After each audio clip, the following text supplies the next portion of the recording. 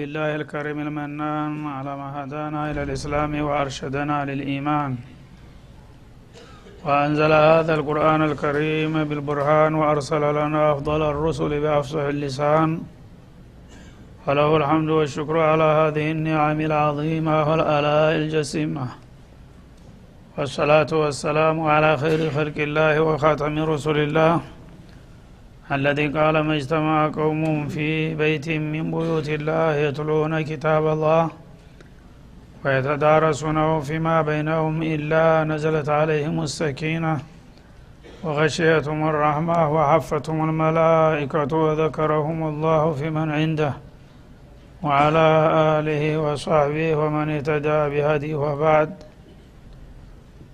فقد وقفنا في الدرس الماضي عند قوله جل وعلا من سورة النساء رقم 100: ومن يهاجر في سبيل الله يجد في الأرض مراغما كثيرا وسعة ومن يخرج من بيته مهاجرا إلى الله ورسوله ثم يدركه الموت فقد وقع أجره على الله وكان الله غفورا رحيما. فلنبدأ من هنا. أعوذ بالله من الشيطان الرجيم.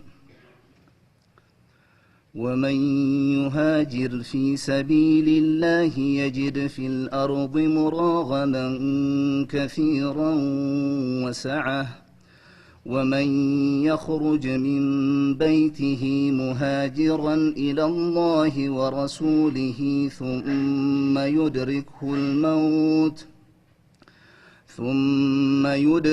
الموت فقد وقع أجره على الله وكان الله غفورا رحيما. وإذا ضربتم في الأرض فليس عليكم جناح أن تقصروا من الصلاة إن خفتم أن يفتنكم الذين كفروا إن الكافرين كانوا لكم عدوا مبينا. وإذا كنت فيهم فأقمت لهم الصلاة فلتقم طائفة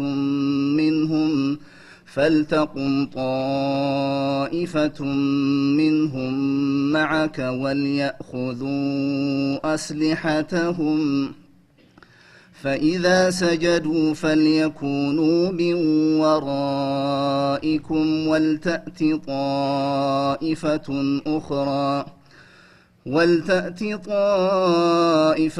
أخرى لم يصلوا فليصلوا معك وليأخذوا حذرهم وأسلحتهم ود الذين كفروا لو تغفلون عن أسلحتكم وأمتعتكم فيميلون عليكم ميلة واحدة ولا جناح عليكم إن كان بكم أذى من مطر أو كنتم مرضى أن تضعوا أسلحتكم وخذوا حذركم إن الله أعد للكافرين عذابا مهينا.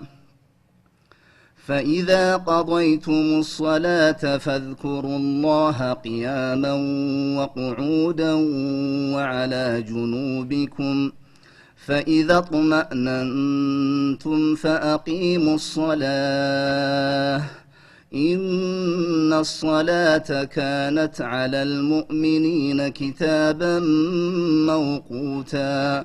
ولا تهنوا في ابتغاء القوم إن تكونوا تألمون فإنهم يألمون كما تألمون وترجون من الله ما لا يرجون وكان الله عليما حكيما. إنا أنزلنا إليك الكتاب بالحق لتحكم بين الناس بما أراك الله ولا تكن للخائنين خصيما واستغفر الله إن الله كان غفورا رحيما ولا تجادل عن الذين يختانون أنفسهم إن الله لا يحب من كان خوانا أثيما يستخفون من الناس ولا يستخفون من الله وهو معهم إذ يبيتون ما لا يرضى من القول وكان الله بما يعملون محيطا ها أنتم هؤلاء جادلتم عنهم في الحياة الدنيا فمن يجادل الله عنهم يوم القيامة أم من يكون عليهم وكيلا ومن يعمل سوءا أو يظلم نفسه ثم يستغفر الله يجد الله غفورا رحيما ومن يكسب إثما فإنما يكسبه على نفسه وكان الله عليما حكيما ومن يكسب خطيئة أو إثما ثم يرم به بريئا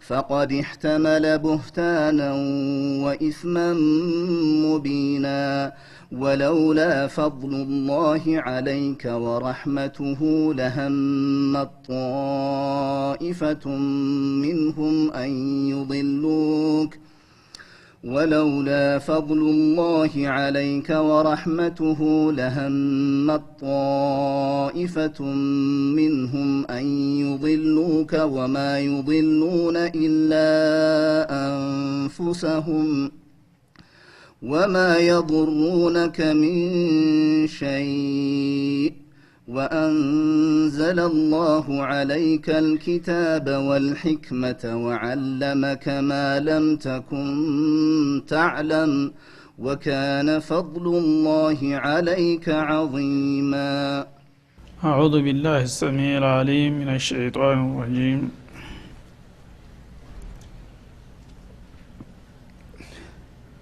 ومن يهاجر في سبيل الله يجد في الأرض مراغما كثيرا وسعة الله سبحانه وتعالى لما يباروچو በየጊዜው የሚበጅና የሚጠቅማቸውን በዱንያም በአኺራም ይመክራል ያስተምራል በዛ መሰረት ومن يهاجر في سبيل الله በአላህ መንገድ የሚሰደድ ይላል አንድ ሰው በእምነቱ በአመለካከቱ ነፃ ሆኖ በሀገሩ ላይ መኖር ታቃተውና ካዳገተው ያንን አካባቢ ለቆ ወደ ተሻለ አካባቢ መሄድ እንዳለበት ለዲኑ ብሎ ያግባባል ማለት ነው አላህ በህክማ ነው ሁሉን ነገር የሚመራው ወዳጆቹን ባሉበት ቦታ መንከባከብ መጠበቅ እየቻለ ግን ዱንያ የፈተናው ዲማናትና አንድ አካባቢ ላይ እምነታችሁን ይዛችሁ እኔን በመገዛት ለመኖር ስትሞክሩ ሌሎች እምነተ ቢሶች ተጽዕኖ የሚያረጉባችሁና ለመኖር የማትችሉበት ደረጃ ላይ ከደረሳችሁ ዝም ብላችሁ ሰቆቃ እየተቀበላችሁ ዘላለም መቀጥቀጥ የለባችሁም ይላል አማራጭ አለ አማራጩ እሱ የመረጠው ነው ሰው ያለው ሳይሆን ማለት ነው እና በአላህ መንገድ ማለት በአላህ ዲን ላይ ሆናችሁ ወደሚሻለው አቅጣጫ ተሰዳችሁ ለመሄድ ብትሞክሩ ይህ ነገር ጥሩ አማራጭ ሆነላችኋል ይላል يجد في الأرض مراغما كثيرا الله በፈጠራት ምድር ላይ የተለያዩ እናንተ የሚመቻቸውና ለጥላቶቻችሁ የሚያስቆጫቸው የሆነ አማራጭ ልታገኙ ትችላላችሁ ይላል ሙራገመን ማለት መውጫ ማምለጫ መንገድ አድርጌላችኋለሁኝ። እዛ ስትሄዱ ደግሞ ጥላቶቻቸው የታባታቸው ሄዱ ፈለሱ ተቸገሩ እያሉ ሲደሰቱ ባልጠበቁት ሁኔታ የሄዳችሁበት ቦታ ላይ ቀንቷችሁ ተመችቷችሁ እንደገና እነሱን የሚያስቆጭና ጣት የሚያስነክስ አማራጭ ልሰጣችሁ እችላለሁ ይላል ማለት ነው።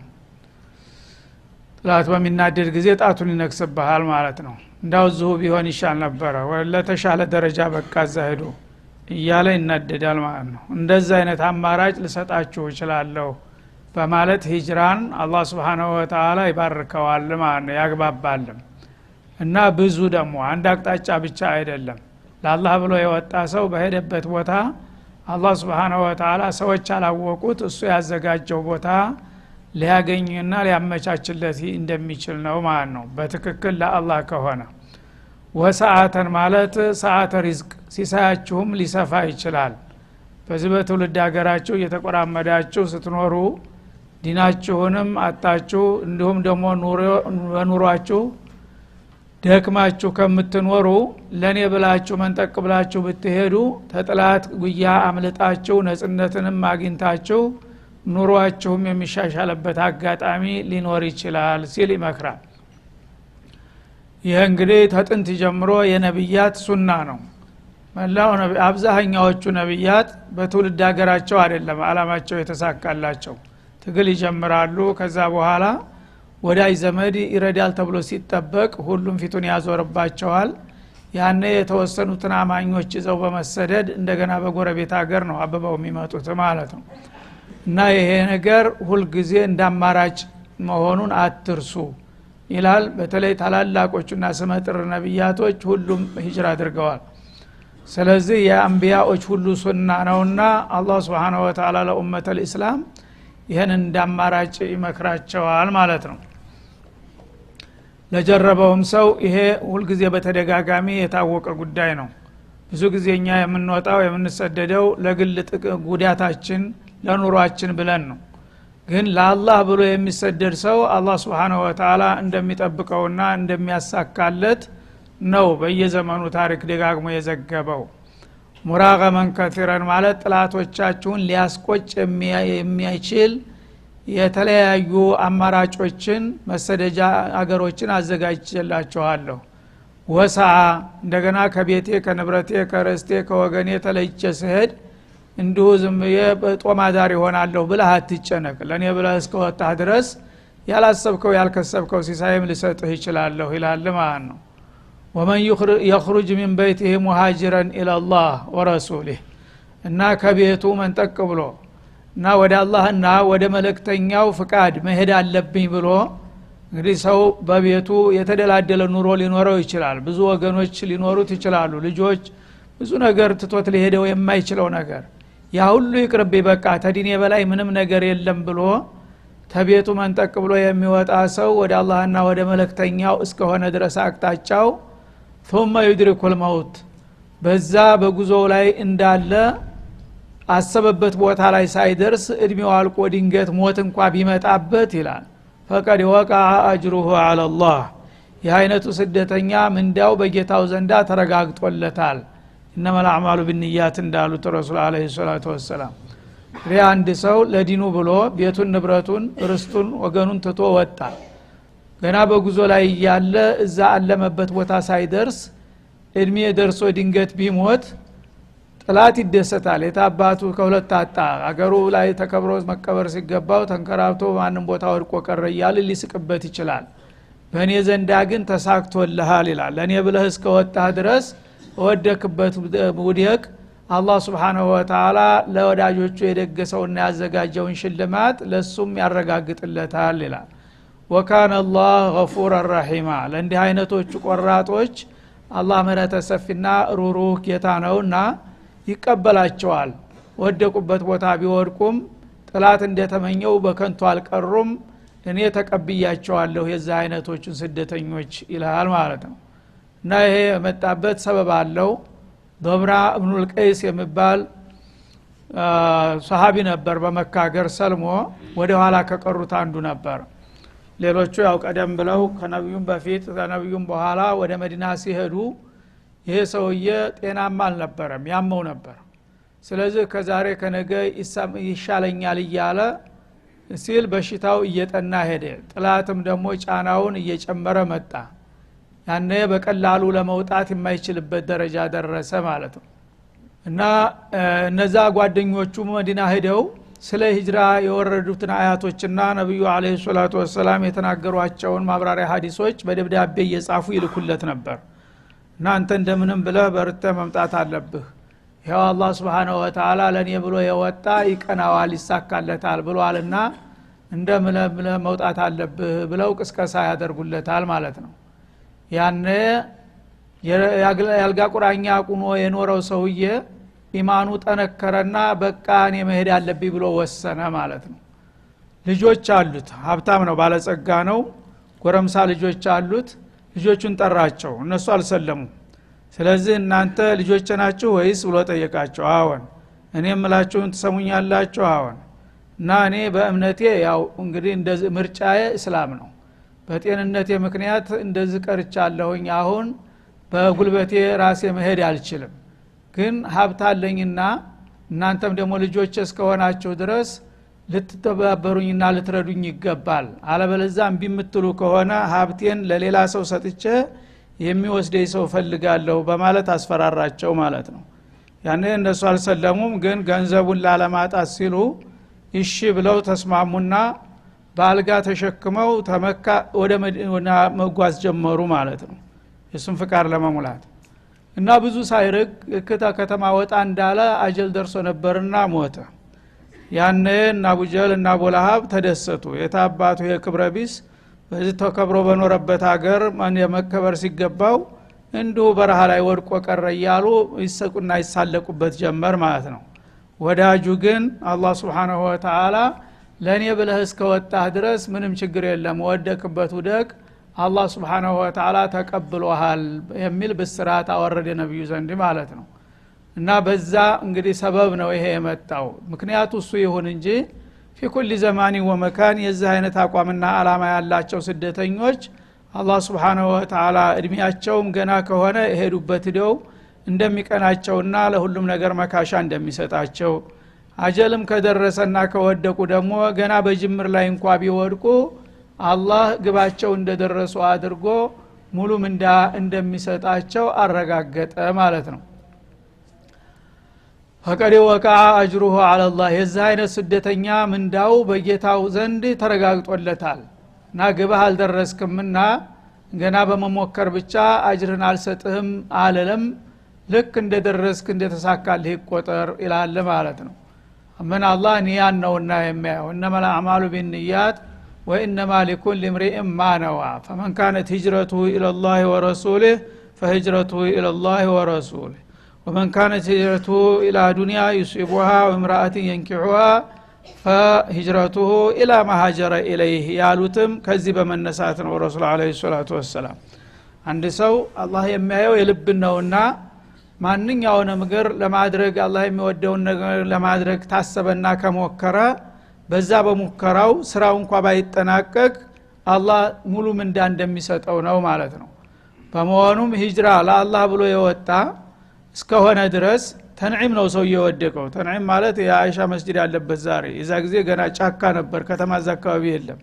ለከ ከተማዋ ጫፍ ወጣ ሲል ነው የሞተው ማለት ነው ግን መዲና ደርሶ ሂጅራው እንደተሳካለት አላህ ወሰነ ማለት ነው እና ይሄንን እንግዲህ በኒያው እንደሚያገኝ ሲወስን በየዘመኑና በየሀገሩ የዚህ አይነት ተመሳሳይ አላማ ኑሯቸው የሚንቀሳቀሱትን ወዳጆቹን አላህ Subhanahu Wa Ta'ala በፈለገው ቦታ ቢወድቁም እንኳን ወረታቸውን እንደማያጠፋባቸው አረጋገጠላቸው ማለት ነው ፈህጅረቱ ኢላ ማሃጀረ ኢለይህ የወጣለት አላማ ያው ለወጣለት ነው አላህ ሙራዱን ያውቃልና ማለት ነው በመሆኑም በምሳሌ ሲገልጡ ምናሉ فمن كان هجرته الى الله ورسوله እንደዚህ ሰውዬ ማለት ነው ضمرا ابن القيس ይባል ነበር ሰውዬው ረዲየላሁ ዐንሁ አርዳ እንደዚህ ለአላህ ብሎ ተሞቀ ቤቱ ከንብረቱ ያው ንብረቴን ለሌላ ሰጣለሁ ብሎ ልጆቹን አስፈራርቶ ያለ ፍላጎታቸው ተጽኖ አድርጎ ነው የወጣው ማለት ነው ቆራጣ አቋም በመያዙ በዛ ምክንያት ስለወጣ አላህ Subhanahu Wa Ta'ala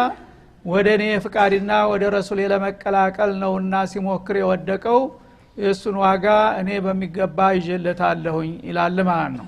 ሌሎችም የሱ ተመሳሳይ ባህሪ ያላቸው ተመሳሳይ ውጤት እንደሚያገኙ አረጋግጠላቸው ግር መንገዱን።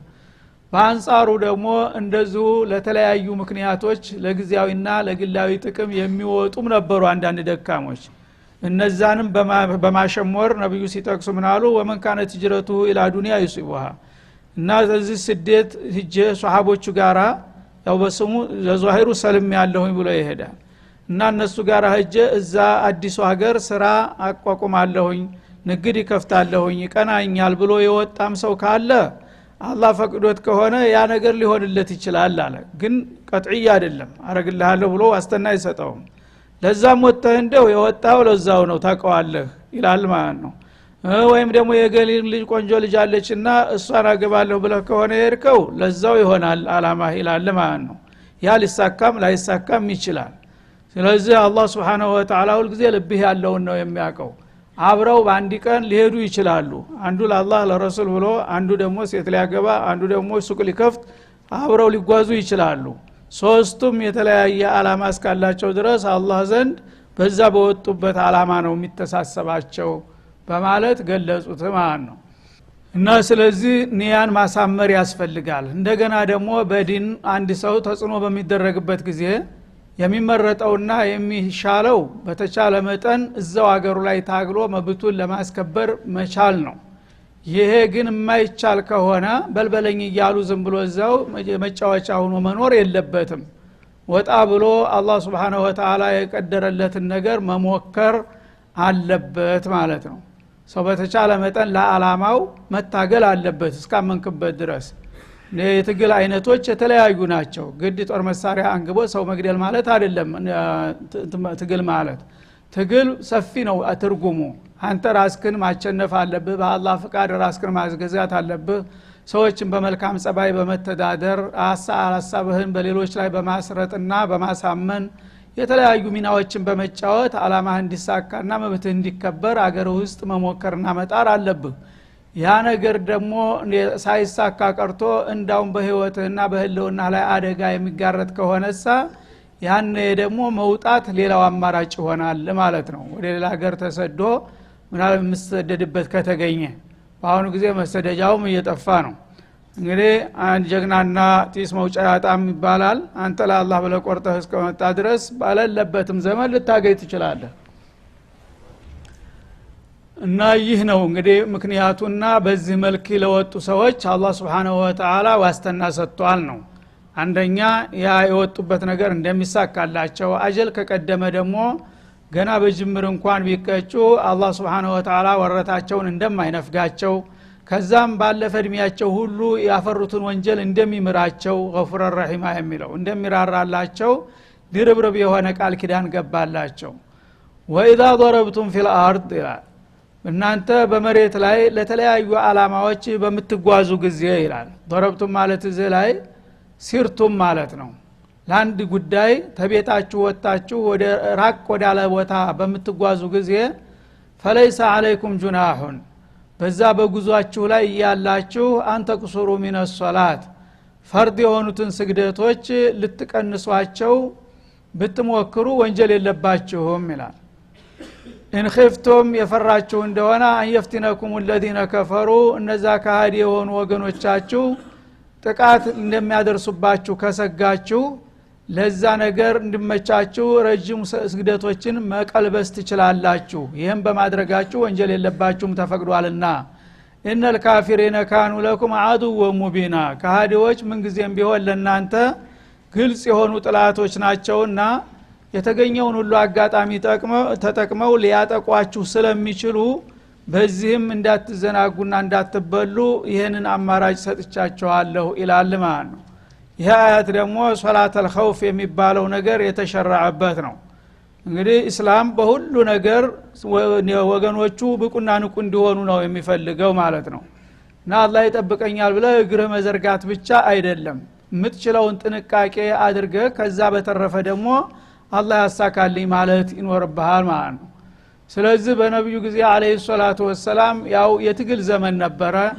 እነሱ ሁለት ፍሬ ሆነው ጥላቶቻቸው ዙሪያውን በተለያየ አቅጣጫ ያዋክቧቸው ነበር ብዙ ችግር ይፈጥሩባቸው ነበር መጀመሪያ አካባቢ መካ ያሉ ለ13 አመታት ያህል እንኳን የትጥቅ ትግል ቀርቶ አንድ ቃል እንኳን ጠንከር ያለ ቃል መመለስ አይችሉም ነበር አንገታቸውን ደፍተው በጥላት መቀጥቀጥ ነበር እድላቸው አላህም ለበዙ ቀጥሉ ትግስት አድርጉ እጃችሁን ሰብስቡ ዝም ብላችሁ ስግደታችሁን ስገዱ ጸላያችሁን ጸልዩ ነበር የሚላቸው ማለት ነው ተዛ ነገሩ እየከፋና እየከበደ ሲሄድና መዲና ሲሄዱ እንደገና ተፈቀደላቸው እንግዲህ ካሁን በኋላ ጥላቶቻቸው ግፉን አብዝተውታልና መከላከል ከቻላችሁ መሞከር ተፈቀደላችሁ እኔም ረዳችኋለሁኝ የሚል አበረታች ፍቃድ ተሰጣቸው ማለት ነው በዛ መሰረት ትግል ተጀመረ ከላያቸው ላይ ለመከላከል ሲባል ማለት ነው በሚጀመርበት ጊዜ ደግሞ ብለው ደግሞ ለዚህ በቁ